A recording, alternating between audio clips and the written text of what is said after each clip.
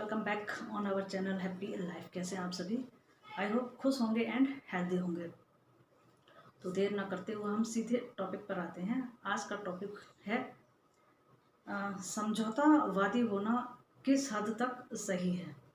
जी हाँ, किस लिमिट तक समझौते करने चाहिए हमें। बिकॉज आप जब बहुत ज़्यादा समझौते करते हैं, बहुत ज़्यादा हर पॉइंट पर हर जगह समझौते कर लेते हैं, तो याद रखिएगा कि समझौतों की जो अधिकता होती है ना, वो आपके अधिकारों का हनन बन जाता है। इसलिए समझौते कीजिए, लेकिन बहुत ज़्यादा नहीं। हर पॉइंट पर समझौतावादी मत बनिए।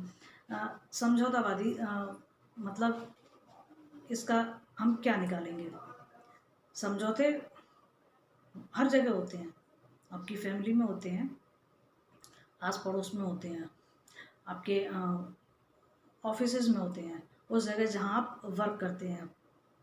तो आ, कुछ एक पॉइंट मैं आपको देती हूँ।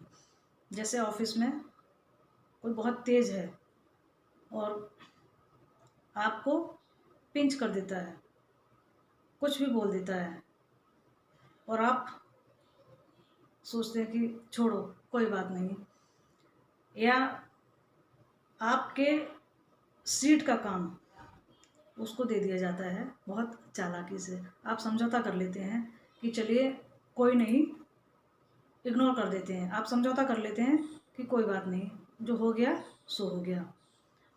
कई बारी क्या होता है, ऑफिस में कुछ ऐसे चालाक लोग होते हैं जो देखते हैं कि आप अच्छा वर्क करते हैं, माइंड के तेज हैं, मिनटों में काम को कर लेते हैं। तो वो क्या करते हैं, क्योंकि जैसे कोई बहुत ज़रूरी फाइल है, वो बोलते हैं कि ये इस तरह की ये फाइल है, इसको आप देख लेना, मुझे थोड़ा काम है, मैं काम से जा रहा हूँ, 2 घंटे में आ जाऊँगा।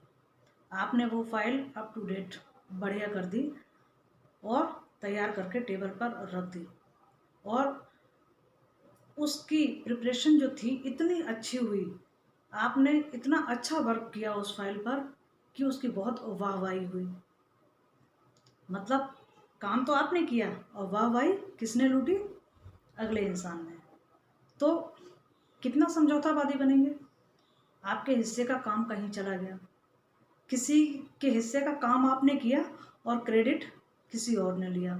तो इतना समझौतावादी मत बनिए। फैमिली में हम जैसे देखते हैं कि हम कोई चीज़ लेकर आए और वो किसी और मेंबर को पसंद आ गई कि ये चीज़ मैं ले लूँ कि आप तो बाद में ले लेना। आपने कहा ठीक है, आप ले लो, हम बाद में ले लेंगे। फिर आप बाद में गए, आपको वो चीज़ नहीं मिली, आपने बहुत ढूंढी। ये अक्सर होता है। कभी भी देखिएगा कि जब हम अपने लिए कुछ परचेज कर कर लाते हैं और वो किसी और को पसंद आ जाती है, तो हम ये सोचकर अक्सर दे देते हैं कि हम जाएंगे तो दोबारा ले आएंगे, बट वो चीज़ नहीं मिलती है। ऐसा कई बार होता है। तो एक दो बार ऐसा चल जाता है, बट हर बार ऐसा नहीं चलता है। कि बिकॉज जब आप बहुत ज़्यादा समझौते करेंगे ना, तो बहुत ज़्यादा समझौते करने से क्या होगा कि आपके अधिकारों का हनन शुरू हो जाता है। आपके जो हक की चीज़ है ना, वो भी चली जाती है। और आप जब बहुत ज़्यादा समझौते करते हैं तो आप आदी हो जाते हैं इस चीज़ के। आप ना नहीं बोल पाते हैं सामने वाले को। आप बोल ही नहीं पाते हैं कि नहीं, ये चीज़ मेरी है, मैं ये चीज़ किसी को नहीं दे सकती, कि मुझे ये चीज़ किसी को नहीं देनी है। ऑफिसेज में जैसे बोलना सीखिए कि आप, किसी ने कहा कि ये काम देख लेना, ठीक है हम देख लेंगे। साफ बोलिए ना कि आप, ये आपकी सीट का काम है, आप कीजिए, ये आपका वर्क है। जब तक आप बोलेंगे नहीं, तब तक क्या होगा कि आपको समझौते करने पड़ेंगे। सामने वाले को पता है कि आपकी हैबिट क्या है, आप ना नहीं कर सकते हैं। कई जैसे कि आपका मन कर रहा है कि कहीं घूमने जाना है, और किसी को भनक लग गई कि फला फला आदमी घूमने जा रहा है।